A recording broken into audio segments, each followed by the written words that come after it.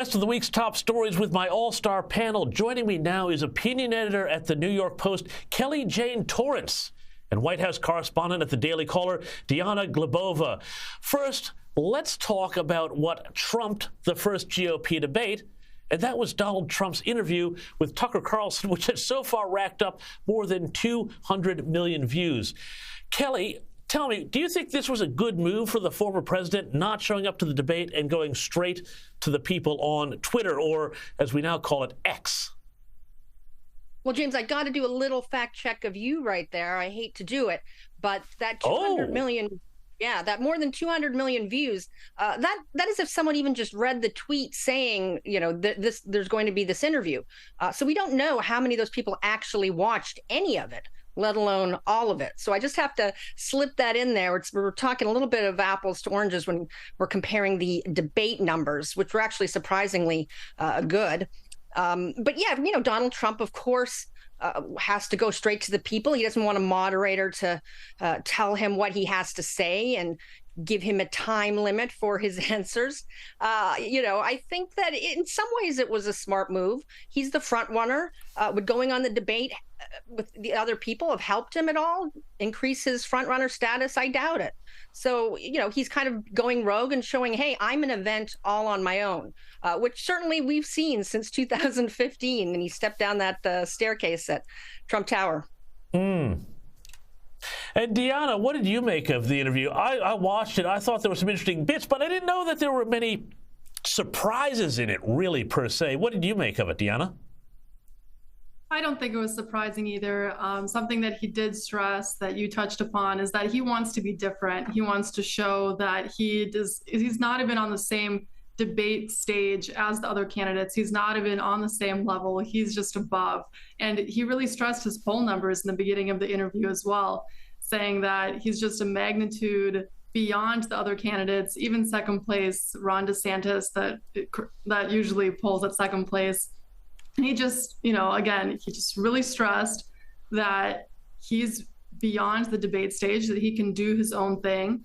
And I think it did provide the other candidates, especially Vivek Ramaswamy, who really surged in the Google searches right after the debate, an opportunity to show themselves without Trump being there. There was a lot of fireworks with Vivek, with Nikki Haley, with Mike Pence, Chris Christie. I think because Trump was not there, and they had that opportunity. So it was a very interesting debate on the RNC side as well. Yeah, and I want to get to that debate because it was pretty interesting. It was pretty fiery. The crowd was really fired up, too. Let's have a little listen to this clash here between Vivek Ramaswamy and Chris Christie.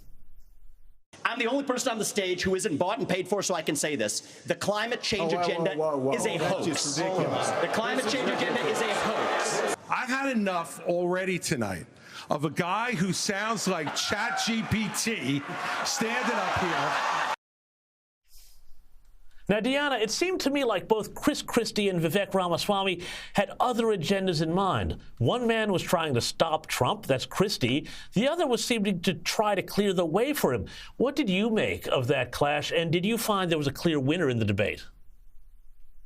I think if you look at that exchange and the other tense exchanges on the debate stage, again, there were fireworks. People were coming in with personal attacks, and not all the candidates were doing that. As you can see in that clip, Vivek was very confident in all of his exchanges and all of his speeches. He was very confident in raising his hand when the moderators posed the question, who raise your hand if you would still support Donald Trump if he was indicted.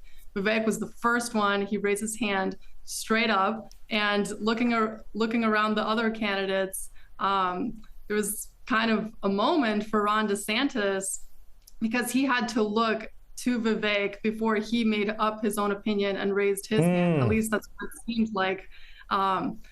So I think for Vivek, for Chris Christie, for Nikki Haley, and for Mike Pence that were very confident on the stage, I think that they really delivered here and really showed that that they're not afraid to really say their opinions and go after the other candidates. And Kelly, I want to ask you about this one here, because Vivek tried to make foreign policy a big issue in the debate, and he questioned America's support for Ukraine. Have a look at this. Mr. Ramaswamy, you would not support an increase of funding to Ukraine? I would not. And I think that this is disastrous, that we are protecting against an invasion across somebody else's border when we should use those same military resources to prevent across the invasion of our own southern border here in the United States of America. Kelly Jane Torrance, I want to ask you about this because you've spent time recently in Ukraine. Do you think there is a market for this sort of isolationism in the GOP, or is he totally pulling the wrong rein here? It's a good question, James. And unfortunately, there are some people in the Republican Party who feel the way he does, but I don't think they are the majority at all. And I certainly got a sense in the debate room that the people in that room also were not on his team in terms of Ukraine aid. Yeah, I was just there last month and, saw in action what U.S. aid and aid from, other countries all over the world is doing. And come on, the United States can walk and chew gum at the same time. Don't tell me that if President Biden wasn't sending, and Congress, of course, sending money to Ukraine, that suddenly President Biden would close the southern border and we'd have a solution to the migrant crisis. That's just not true. And he knows it. That's not why the border is not closed. It's not because we're sending aid to Ukraine. It's ridiculous. And I have to say, I've worked with Vivek and I like him quite a bit, but on foreign policy, I really disagree with him. And I think he may be a bit out of his depth here. And I think Nikki Haley kind of showed that when she had her clashes with him on Ukraine. But, it's dangerous. It's the Republican Party used to sort of understand what America's place in the world is and should be. And we're seeing, a few candidates on that stage. Ron DeSantis a little bit wimpy on Ukraine as well, who don't. And so certainly it's not something I would like to see encouraged in the party going forward. So it's something to keep an eye on as the campaign progresses.